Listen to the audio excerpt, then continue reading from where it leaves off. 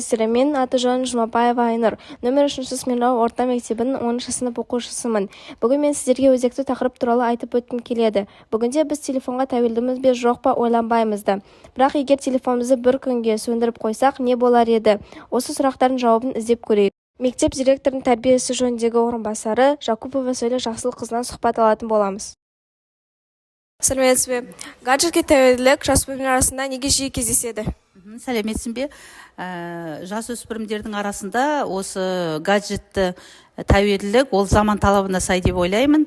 Өйткені қазіргі замандың несінде ағымына қарағанда барлық не осы жаңағы жасанды интеллектке байланысты, өзі мынау сабаққа барлығына қолданғанда осы біз жаңағы гаджетті пайдаланамыз ғой. Соған байланысты ол жасөспірімдердің арасында көп кездеседі деп ойлаймын. Ал бұл тәуелділікті қандай қауіп төндіреді? Бұл қауіптілік енді адам баласы арасында да қарап отырмасақ, біз қарап осы гаджетті неден уақыттан тыс көп пайдаланған кезде ол адам ағзасына өте қатты әсер ететінін бәрімізге белгілі. Сондықтан бұл гаджеттің өзін әр не сайын жасөспірімдердің балалардың жас ерекшеліктеріне сай оларды уақытымен пайдаланған өте жақсы деп ойлаймын. Ал енді жасөспірімдердің ойларын тыңдап көрейік.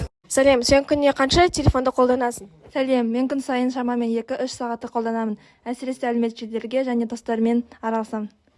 Жақсы, рахмет. Сәлем, телефонсыз өткізген бір күн кезің болды ма? Сәлем, жоқ, ондай күнім әлі болған жоқ. Телефон өмірінің бір бөлігі болып кеткен. Жақсы, рахмет. Сәлем, гаджетсіз өмір сүру мүмкін деп ойлайсың ба? Сәлем, қазіргі заманда гаджеттерсіз өмір сүруге болады, бірақ қазіргі сол гаджеттермен қолдану барлығы норма болып кеткен, сол үшін ол қиын деп ойлаймын. Ол байланыс орнатуға, сабақ істеуге және тағы да басқаға көмектеседі. Жақсы, рахмет.